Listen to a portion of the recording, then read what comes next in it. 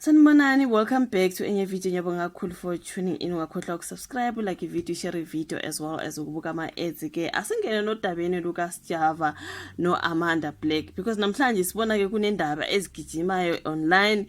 Akumayelana no Lady Zama mntakabawo. Mangabe uyakhumbula ukuthi uSjava no Lady Zama kwaba nodaba olukhulu kabi ewe uLady Zama accused uSjava ukuthi uye wamdlwengula, angazi babethandana, angazi kwahamba njani ke. Lona uLady Zama accused uSjava ukuthi umdlwengulile. Udaba lwakhona lwabanzima lwaze lwayecourt. I think uSjava won that one ngoba baningi abantu babengamkholi Lady Zama bethi unamanga mhlambe sewaliwe gate, sozothi ngoba sewaliwe sozothi wena ke ukudlwengulile ntontoni. She went through a lot uLady Zama ngodaba lukaSjava.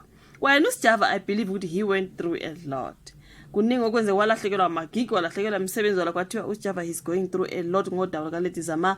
Abantu bazonda Lady Zama bathi ya vele awusisi la bathanda ukuqamba amanga, beqambe lo bhuti bethi amanga bethi babadlwengulile ntontoni. Yo yankulu leyo ndaba guys, ngisayikhumbula kumanje. Manje ke namhlanje kunodaba lana lumayelana no Amanda Black, not uLady Zama. Kodwa kukhulumi Amanda Black phela ngibona ama-post amaningi kabi, ngiqale ngabona ama-video on YouTube nje nabantu bekhuluma ukuthi hayibo guys kuthiwa ke uAmanda Black wake wathi uSjava umdlwengulile. So mangabe uSjava uye wadlwengula Amanda Black ngapha no Lady Zama lo wayengakholwa babe balushwana babekholwa uLady Zama balushwana babe sesayidini lakhe nje. You know, iningi lavela athi girl you are lying, you are just bitter because it didn't want you, you are this and that, you are this and that. Okay, manje njengoba seku Amanda Black mhlambe lento yenzeka Amanda Black wabona ukuthi this is what happened to uLady Zama. Angizukusho lutho nami noma nje ngivelelwe yilento ngoSjava ke ngcono ke ngingavele ngiphumele egcekeni ngoba kuzothiwa ngimqambela amanga njengoba ke uLady Zama wadlule kunzimini ukuthi uqambele uSjava amanga.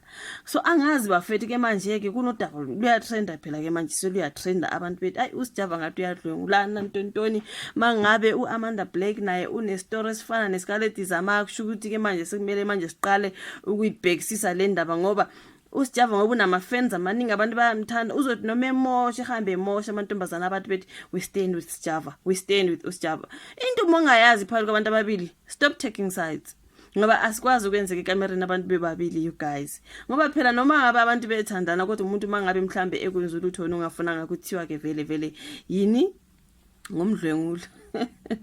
Uthini guys ngelanguage right angazi because ngiyalisaba ukulisho lela gama ngoba lizofaka ivideo yami into trouble, the R one. Okay, so manje ke angazi bafethu breaking news here mangifunda lana ekuthiwa kuAmanda Black and Sjava were in a relationship.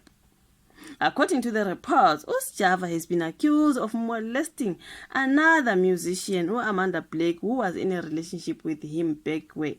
Now, uthi asazi noma iqiniso, we will wait until the statement is out. Into ebhaliwe ke lana kwase kuba namanye ama-post ke angathi ke ayibhala lo wesifazana wabe kupostwe kuAmanda Black kulawo ama-post kwathiwa ke wathi na he started airing me, I refused to have as I was tired or I didn't feel like it, but he forced himself on me. She added ukuthi by then I was falling out of love with him, but he still didn't have the guts to leave. In a relationship is horrible. You don't understand the person who claims to love you can violate you like that. Sometimes I'll bump into him kuma functions, but that didn't faze me because I had moved on. She continued he was in a relationship with a famous musician by then. I can honestly say I forgiven him, which means lezo zinto zazishiwo ke uAmanda Black ezisho ngoSjava. You know what I mean? Kunama-post amaningi ke laphana. Ithi ngifunde le post ngulady Londi athi yena ke kube kubhale omunye usisi athi na two of Sjava's ex-girlfriends coming out bethi he aired them, of which I fully believe he did. Just shows he is one of those guys who do not take no for an answer. The kind of guys who feel so entitled to a woman's body just because they are his girlfriend or his wife. He deserves to be locked up. Nje, no grown-ass man doesn't understand consent. Perpetrators often have multiple victims. I knew that there is a lady out there also teta one day. Believe Lady Zama and Amanda Black. Sorry, kuthiwa ke believani uLady Zama no Amanda Black bayathetha ke ngoSjava. So bese mina bengayazi ke aka Amanda Black ngiyizwa namhlanje nje kuba ke betrend, right? Omunye wabhala ke ngaphansi wathi ngisasho ngithi mina abusers are sweet and kind to everyone. And he knew that people were not going to believe Lady Zama ngalesiya sikhathi. You know why? He's always about respect and taking care of women. But akakwazi yena lokho. Maybe that's why he's so good with the lyrics. Ngapho makusijava after le ndaba ka Lady Zama vele mina uthi nibe right ke mageng wabuye wathi I think lo muntu kade update uLady Londi ethi please keep me knows, right? Uti apparently Usjava Grape Amanda is been trending on my newsfeed. It happened last month. My question, last month? That's why bengiyibuza ukuthi lento into yanini kanti yakudala before Lady Zama or yeah after Lady Zama. So makhulunywa nga last month ke mtakaba, last month is of February ke mtakaba. It happened last month. My question now is, will his career survive another backlash of the same accusation? Leti Zama will wasisithi kulona kulondi I will send proof that is trending on my news feed. That's why ke manje lana and Leti Zama isn't even his first victim. Amachati ke la ngizolahlela on my screen ubone ukuthi bexoxa la Leti Zama and Sjava accusations. No, Amanda Black, sorry. Amanda Black and Sjava's accusations. But Leti Zama isn't even his first victim. Lo wathi hayi wena. And then lo munye wathi uthi hayi wena, there's others. Omunye wathi Amanda Black babes. Lo munye wathi are you being for real? Bebe gobhoza lo wathi uzoboshwa wena. Then ati 2 charges by the way. Oh, and Amanda, right? And people still defend Sjava. So wait, he did it to Amanda Black as well. Bayabuzana ke laphana. And then omunye wathi and people coming for Lady Zama is crazy. And then wasethi lona, this is why so many victims stay silent. Go and check her comment section in all of her social media platforms. People are bullying her that time she's a victim. So and now people bullying Ulona, Amanda Black as they bullied Lady Zama. But first we cannot bully every girl who's gonna accuse Sjava. Ngoba manje sekuyasolisa. Ngeke bonke bayizibe zoqamba amanga. Ikhona into eshaya amanzi. And then kune post futhi laphana by uMosa Mathebula bethi yena has Amanda Black issued a statement now about Sjava's issue circulating on socials. There is speculations ukuthi she was asked by him.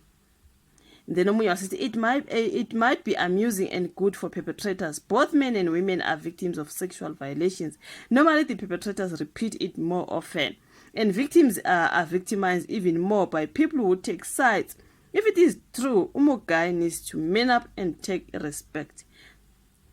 Kukuma comments ke la maningi ama-post bafethu sengiyathi ngifuna nje ukuthi ngizwe omunye wathi I had to delete that Sjava post cause people were getting in their feelings and nami I was responding otherwise cause I don't understand the need for such responses if you are supposed to be a thinking adult who is supposed to have a healthy emotional intelligence as well. So ke indaba yonke le ayibhalela yinde kakhulu ngeke ngifunde eka Sjava no Lady Zama. Omunye be posted naye Sjava is trending right now. Allegedly he argued with Amanda Black too. It seems like we were hating Lady Zama for nothing. What's your take, guys? Hayi bafethu. So omunye ke on her take was said na I was always behind Lady Zama. I was never there when it occurred, so I don't know what transpired, but I'm not surprised. The whole uNkulunkulu wazi what uyena is a facade. But ukhona omunye uthi but Lady Zama apologized nje. I think mina wayengena choice lapha ngingathi apologize because you guys, she was going through a lot and ikhona futhi enye post ethi Amanda Sjava is accused of raping Amanda Black. This is the second person accusing Sjava of a rape. First it was Lady Zama. Apparently Amanda Black has been trying to speak out since 2020. Sjava survived the Lady Zama allegations. Now it seems like another storm is coming for him. Will his career survive this time around? Honestly, this doesn't look good at all. Hayi bafethu mina ngizolinda ngizwe kudaba luka Sjava. Everything is alleged bafethu ngama allegations wonke lawa sizolinda siza ukuthi bathini bona uSjava noLady Zama njengoba betrenda nje ngoba bona bakasho lutho phela so ukuthi ibuya le ndaba njengoba isigcwele kangaka nami angazi uzoshuvula ka comment section ukuthi wena uyibona kanjani so kuLady Zama noAmanda Black asazi abanye ngobani ke abantu uSjava ntontontoni hayi kunzima ke makunjalo amathoughts akho comment section ulike usubscribe ushare sobonana kwelandelayo